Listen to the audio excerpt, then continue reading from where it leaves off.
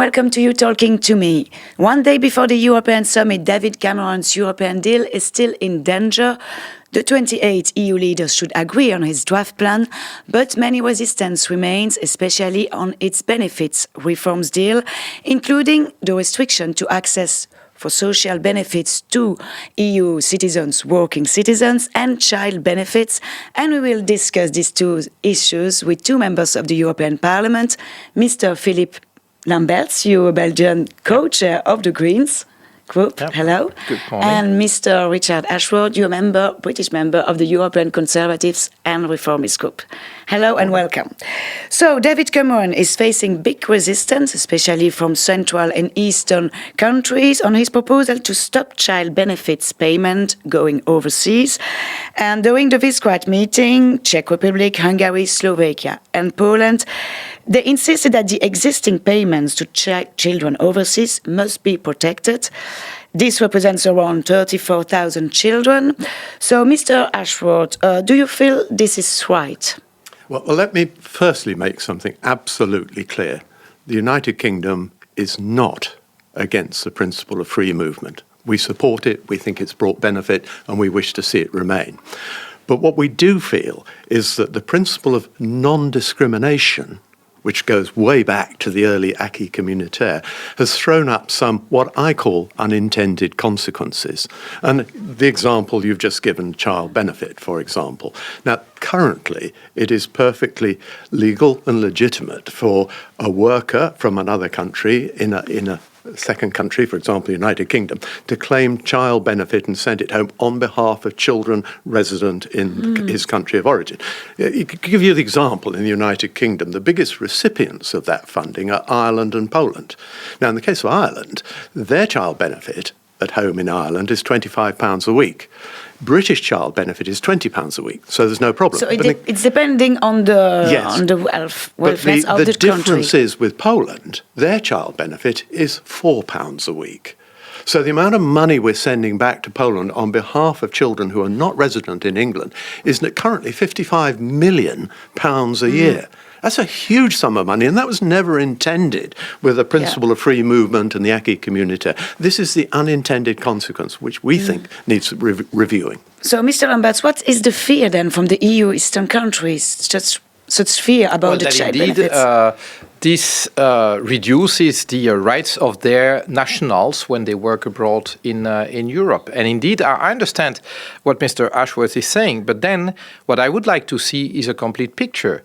How many benefits flow the other way around? I mean, how many benefits are claimed by British citizens in other member states? And then we start realizing that actually we have benefits flowing across Europe in various directions because we have people flowing in all directions. But what this outlines, and you are perfectly right, is that there are massive differences between the social protection systems across member states. And what I would have hoped is that we would put the focus on how to have an upward convergence of our social protection systems rather than to say, well, that's fact of life that we have social dumping in Europe, and so let's just limit the abuse. And so I would like to have an objective debate, not just as to the situation of what the United Kingdom social security system is paying outside of the United Kingdom, but also the other way around. And second, I would like us to focus on how do we solve these issues, not by limiting benefits, but on converging benefits and upwards, of course. Okay. That may be something for the future. The key difference here is, yes, there are British citizens in other member states claiming benefits, but the British system is non-contributory. This is the key difference. And why it's a big issue in Britain is that people are abusing the system.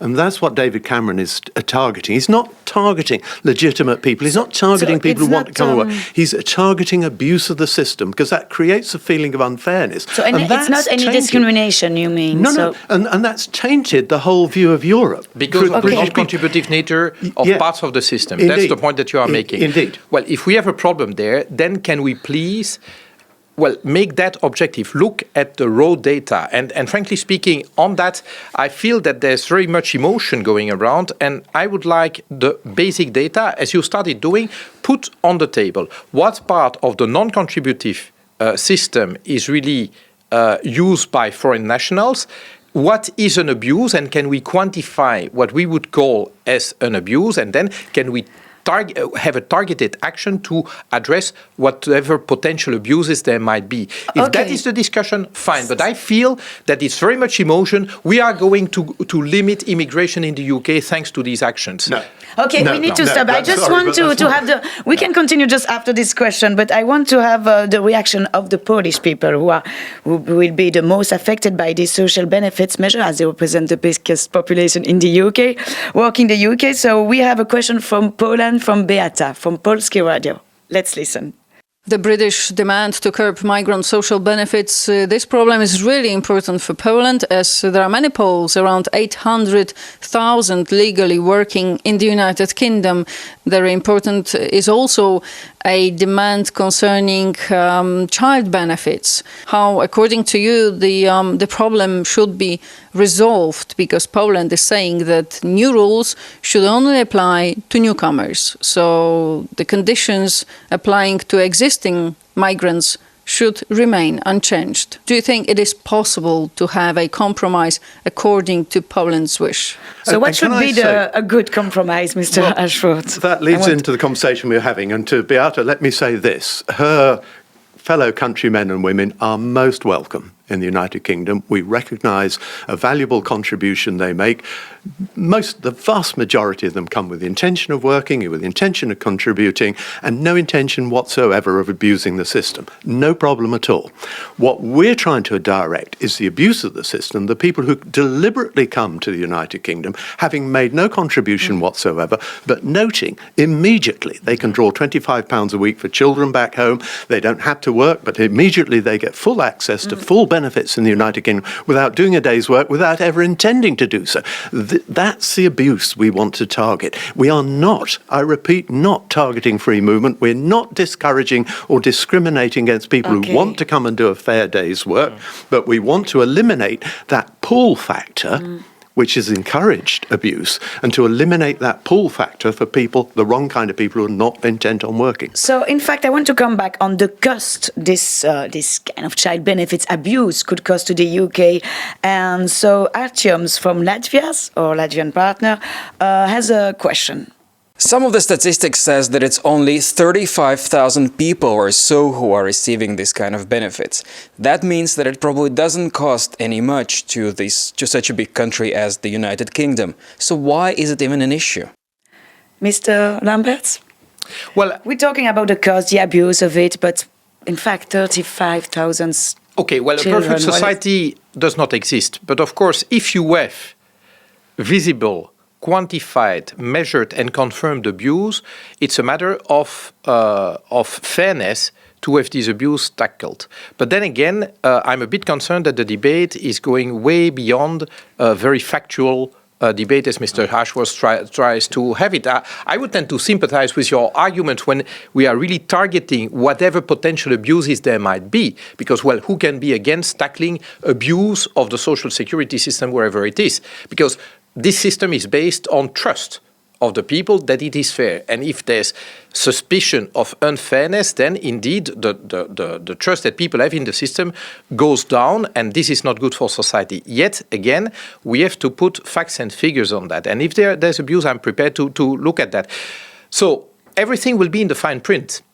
You cannot just solve these kinds of issues with a broad statement. You have to look at how you can really tackle the abuse, and that can be very detailed pieces of legislation. That is what we are going to do after what hopefully will be an agreement in the summit this week. There will be legislative proposals by the Commission to translate this agreement into law, and we will take a look at, well, the fine print and how it tackles or not the abuse. What I do not want is gesticulation. It's basically posturing and grandstanding, trying to solve the Brexit issue. We have to go down to the hard facts and see how we can tackle them. So the European Parliament will have, on this issue, especially on social benefits, will have a co-legislator role. So even if the EU leaders agreed, we need to have the agreement of the European Parliament. So that's even after Friday, if we have an agreement on a first deal, it's not this will not be the end of everything, no? There's what I call many more miles in this story. It's got a long way further to run. And of course, the Parliament is unpredictable. 751 people, I can't account for how... Mr. Schulz said yesterday, it's unpredictable to... Exactly right. But can I answer the point that Philippe just made, that this is politics. You and I can have a cold, calculated look and say these are the numbers, and as the Latvian gentleman said, it's not huge in the grand scale of things, but it is about perception. I agree. And I do understand. Not just Mr. Cameron, but a lot of European leaders have to deal with the perception, the fear which is wrapped up in migration and things like that. That's one I wanted to come back, because I want to make the link with this fear and perception. And we have for this a question from our German partner, from Claudia. Let's listen. Fear and threat are frequently used words in the German media when it comes to the possible Brexit. The costly consequences of a Brexit are more discussed than the fact that the Brits could get a special treatment called emergency brake. The question is, what is in doubt more costly for whom? Willingness to compromise on the part of the EU or Euroscepticism due to the national identity? How far Cameron is ready to go, he has announced with the referendum. How far should the EU go?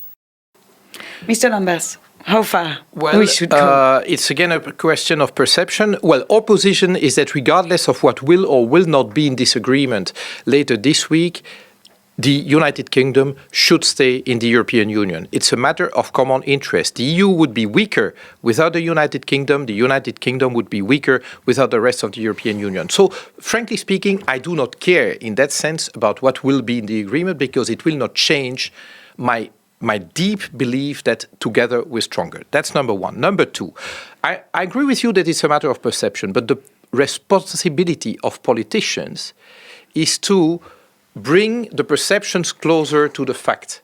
I know it's very easy for politicians not just to ride on perceptions, but to fuel them.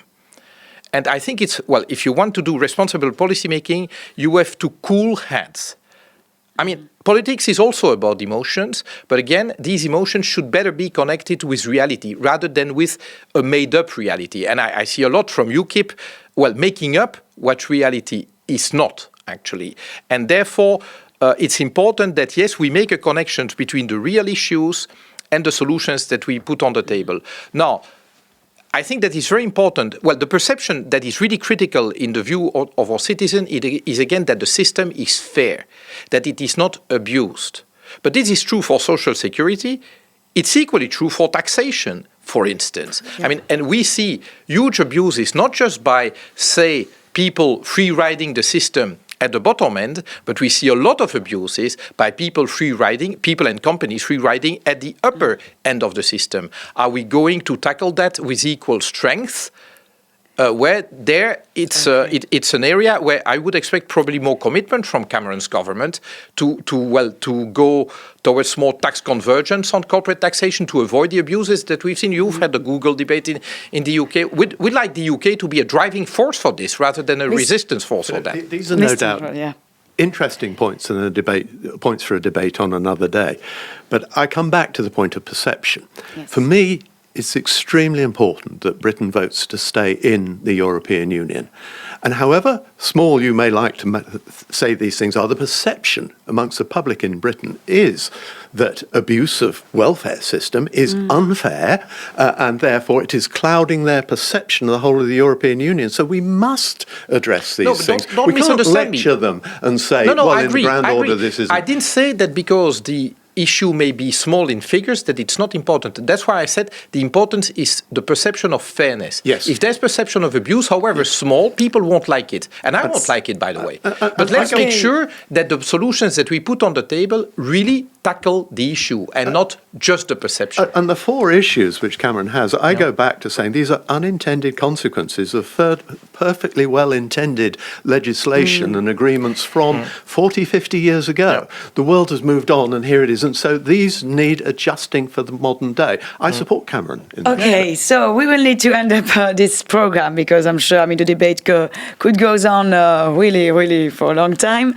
But last question, just in percent, how many any chance do you think David Cameron has to reach a first deal during this summit?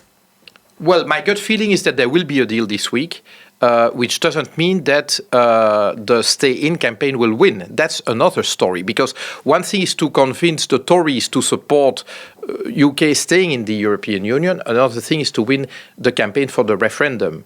And well, on that, I would be more cautious, but that there will be a deal. I feel that the political energy is focused on getting a deal this week. Okay. Mr. Ashworth, last word, really shortly. There will be a deal this week. It's not just that it's a good deal for Britain, it's a good deal for the whole of the rest of Europe, and on the strength of that, we will win the Yes campaign. Thank you both for coming, and thank you. Bye.